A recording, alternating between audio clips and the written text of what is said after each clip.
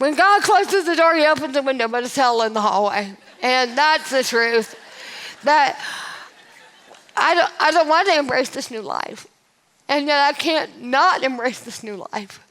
And for us, that looked like going back to where we'd been, which is so beautiful. You know, that full circle thing that happens when we can go back to the worst place we've ever been and said, you are going to be okay. I have been where you are, and there is hope, and his name is Jesus. For us, that meant creating a camp for families dealing with disabilities where we can pull those people out from the depths of the rain we have and say, you are not alone. We are with you. We are a family that is coping with a disabled life, and we know that affects the entire family unit. And maybe you are a mother with disabilities or a child with disabilities, so we want to love your unit and see you. And that has been so healing. You know, they say the final stage of grief now is service. It's getting outside of yourself. It's when you can see your terrible pain as being utilized by someone else in their story, that's the type of healing in grief that you cannot get altered. And isn't that so biblical? What is it, 2 Corinthians 1? I think it is. 2 Corinthians 1? Yeah. When we comfort others with the comfort that we've been given. So we've been given this deep comfort. And then when we can give it away, somehow we are refueled and filled up, and we continue to heal from our pain. And that's so the truth of the Bible, and it's the truth of our story.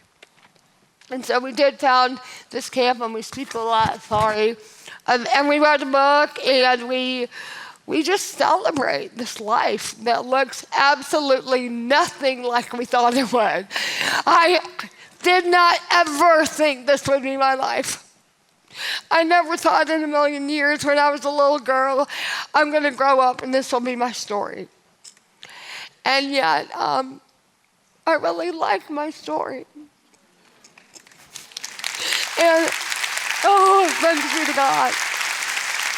And that is crazy to say, I know, and I almost feel embarrassed to tell you that because people hate their lives when they're so much more okay than I am. It's like a joke. So I feel like I'm almost like giving people a shame factor.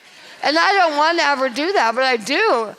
But I can't help telling you that the life that the Lord has allowed me to live, starting at the place of it shouldn't be here.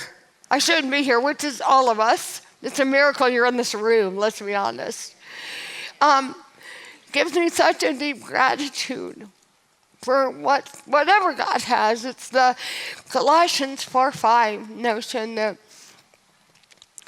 we get to live today. Let's make the most of it, and let's utilize what's happening in this specific story that is probably complicated and messy and not what we thought it was going to be when we were little girls. And how do we go on in that life? Because it's hard. And I think that's part of it, that maybe Christian culture has not really gotten fully able to embrace, is that it is hard. And there is pain. And that's not, I'm sorry, I'm crying so much always, so awkward. And, I try not to and it makes it worse, so I just will cry.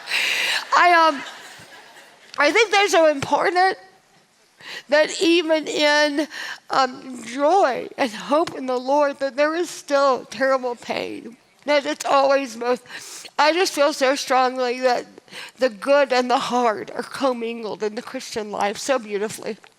It's not one or the other. It's not like they're mutually exclusive. I think they coexist. It's always holding the tension of the good and the hard in all of our stories of suffering and in the moments of non-suffering, if that's even a thing, that it's always both. It's always both until we're in heaven.